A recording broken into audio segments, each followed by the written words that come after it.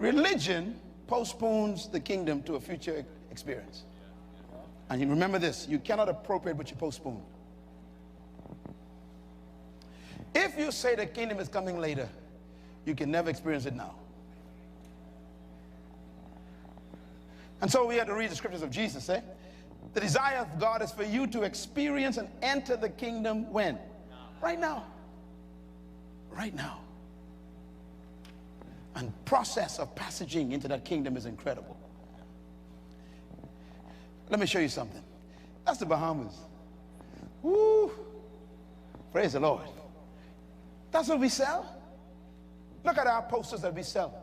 I was in New York the other day, and I saw a train pass me with the Bahamas on the side of it. No people on it. Coconut trees. They don't sell you, they sell the trees. There's the ocean was on it. Fish was on it. They were selling the country. I just came from England yesterday. In the airport, big poster, the Bahamas. No people, no prime minister. The ocean. And England was like, 30 degrees. I looked at it and just wanted to go home. Y'all don't get a revelation. It was cold. I looked at the poster and I said, I want to go home. That's the way you should wake up every morning. I can't wait to get into the kingdom today. I want to go into the kingdom. I want to walk in the kingdom all day. What a beautiful place to be. Write this down. The number one goal of all humanity should be to enter the kingdom. What does it mean to enter the kingdom? It's a very important question, because most of us have been taught entering the kingdom means to die and go to heaven. This is not true. I did my research for the last 30 years, and my life has been transformed. Every time Jesus Christ used the word enter, he wasn't referring to dying and going anywhere. Listen, every Haitian in this room, every Jamaican in this room, every Barbadian or Guyanese in this room, when you came to the Bahamas, you entered the Bahamas. Enter doesn't mean just at the immigration dock. It's talking about you began to enter the lifestyle. You began to experience the life of the country. To enter means to pursue and attain citizenship in the kingdom of heaven. Citizenship inherits everything in the kingdom. When you become a citizen, you have privileges and rights to everything in the Constitution. That's entering. Let me tell you why Jesus says the kingdom of heaven has come to earth. He don't want you to die to enter it.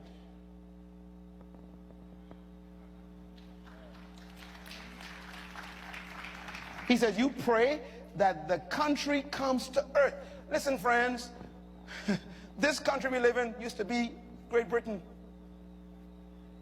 Jamaica, you too? Barbadian, you still there a little bit?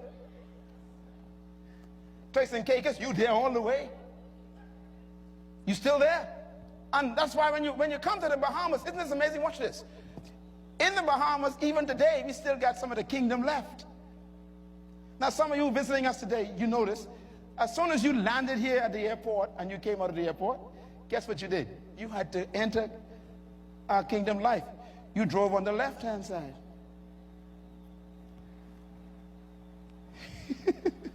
You don't got to die to drive on the left-hand side. Just come here. Are you all getting this message? In other words, even though Great Britain is thousands of miles away, it's also here. And when you come here, you drive on the left and you drink tea.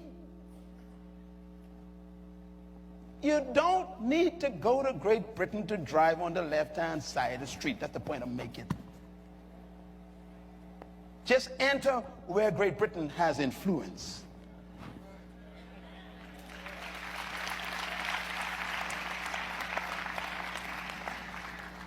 So the heart of God is to make the kingdom your priority, to get into it. Matthew 18 verse 3. And he said, I tell you the truth, unless you change and become like what? Little children, you will never enter the kingdom of heaven. Now listen, he didn't say, unless you die, you will not enter. He didn't say that.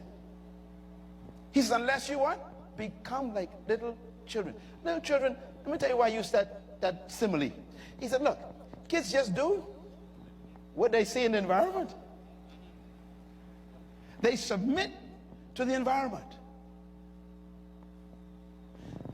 A child will play with a snake because the child doesn't know. They just submit to the environment. A child sees a flame, they go toward it. He said, be like a child. When you come to the kingdom, just live like you're in it. Submit to its influence, its mandates, its values, its morals, its standards, its dictates. You submit to it. You just obey. You just do what it says. The difference between an adult and a child is a child obeys, an adult negotiates. They negotiate everything.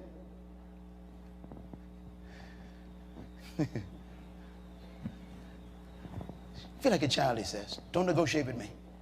If I tell you stop sinning, stop sinning. We negotiate. Look at this next verse, Matthew 19, verse 17. There is only one who is good. But if you want to what? Enter life, obey the commands, he says. You want to enter kingdom living? He says, obey the laws. You experience the lifestyle. When you go to America, if you want to benefit from the benefits of America, you got to obey the laws. You come to the Bahamas, you can't have your little isolated community off on the side. That's why the government likes to break up communities all the time. In England right now, just yesterday, on my way back, there was a big article in the papers where the Muslim community now is going through stress in England because the ladies want to wear those hoods, you know, and they were talking in an interview, and the guy who was the government from the government, he couldn't understand the person. They had this hood on there, the Muslim hood, and the guy says, I can't understand you, take the hood off. She said, no, this is my religion. He said, but I can't understand you. So now they're debating in the parliament in England that they can take off all this stuff. Why? They say because you have isolated yourself. You're not being integrated into the country's culture. So let us make man in our own image and our likeness. For what reason? Let them have dominion over the earth. So God created you as a human mankind to have dominion over the earth, rulership over the earth. Secondly, the fall of man was a fall from rulership, dominion. That's important to note. Man did not fall from heaven. So going to heaven is not restoration. You cannot be restored to something you never lost. Anybody with me? What you need to be restored to is what you lost. And what we lost is what? Dominion. So if we lost dominion or control over the earth, then that means that we have a need to be restored back to what? To what? Dominion. That leads me to the third point I want you to get. And that is, God sent Jesus to restore heaven's government rulership on earth through man. Now notice the word restore is there. Jesus came to restore what Adam lost. What did Adam lose? Adam lost what God gave him as an assignment. He gave him dominion over the earth. The word dominion means to govern, to rule, to control, to manage, to lead, and to have authority over it. That's what the word means. To dominate means to govern something, to rule it, to control it, to manage it. And God said very clear, let them have dominion. Let them have governance, control, management, leadership, and authority over the earth. When Adam, therefore, was put in that garden, Adam was in charge of the, watch this, the world of God. What is the world? The governing influence. Adam's job, his responsibility, which is also yours still, is to bring God's government on earth, to influence the earth with God's government rulership. That was a simple assignment Adam had. Therefore, Adam's job was to bring the king's dominion on earth. That's why it's called a kingdom. Adam was responsible for bringing God's kingdom on earth. So when Adam lost something, what did he lose? He lost kingdom. That's what he lost. He lost king's dominion over the earth. He lost rulership over the earth. He lost God's influence in the earth.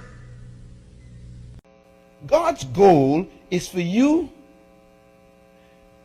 to be morally upright naturally.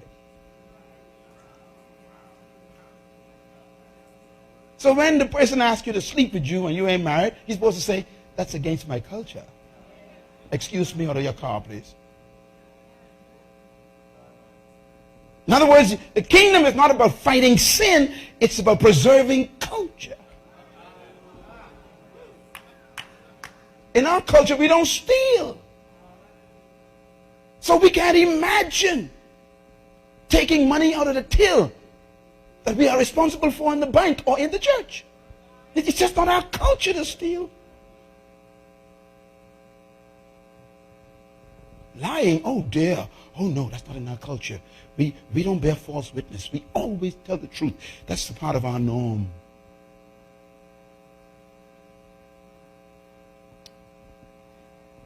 If you got to think about telling the truth, you are not in the culture yet. You are a Christian.